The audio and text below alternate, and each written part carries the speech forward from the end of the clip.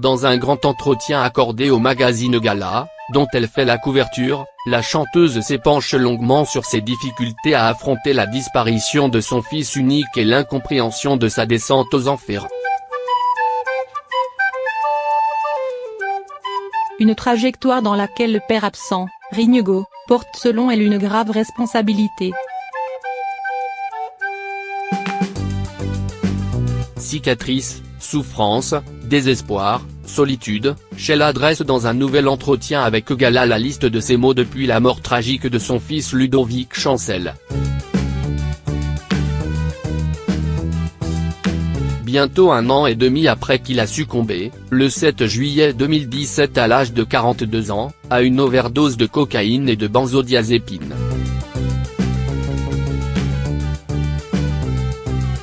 Faute de vraies réponses, l'enquête qui a été ouverte lui en fournira peut-être quelques-unes, qui lui permettraient de comprendre comment elle n'a pu enrayer la spirale infernale dans laquelle son seul enfant s'est perdu.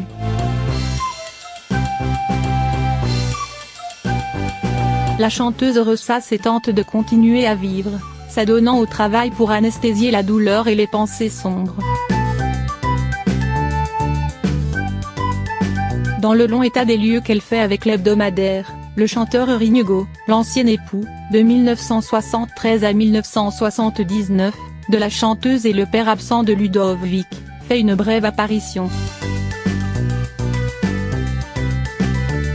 À l'évocation de son ancien partenaire de scène, Les Gondoles à Venise, qui n'a pas duré dans le show business, et à celle de l'éventualité de le croiser à l'avenir.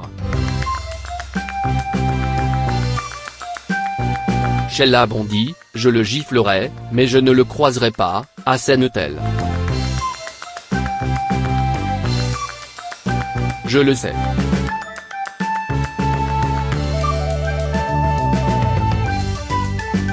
Il a peur, ça je le sais aussi.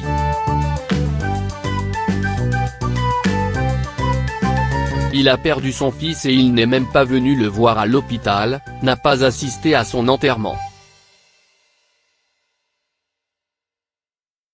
Jamais je n'ai cherché à le joindre.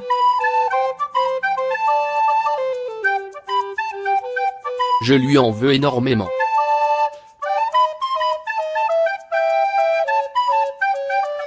Je pense que la plupart des problèmes de Ludo venaient de l'absence de son père. Cette absence et ses dommages, Ludovic lui-même les avait abordés ouvertement dans son autobiographie publiée en 2005, Fils de. J'ai dû le voir une fois quand j'avais 6 ans, je ne m'en souviens pas très bien, et je l'ai eu 2 ou 3 fois au téléphone, avait-il confié dans des propos rapportés, déjà, par Gala.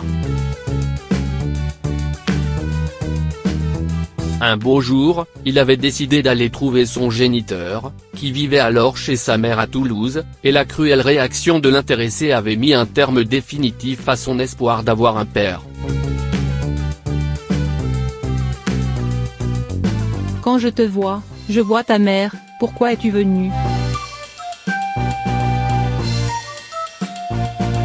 S'était-il entendu dire dans un rictus qu'il avait marqué.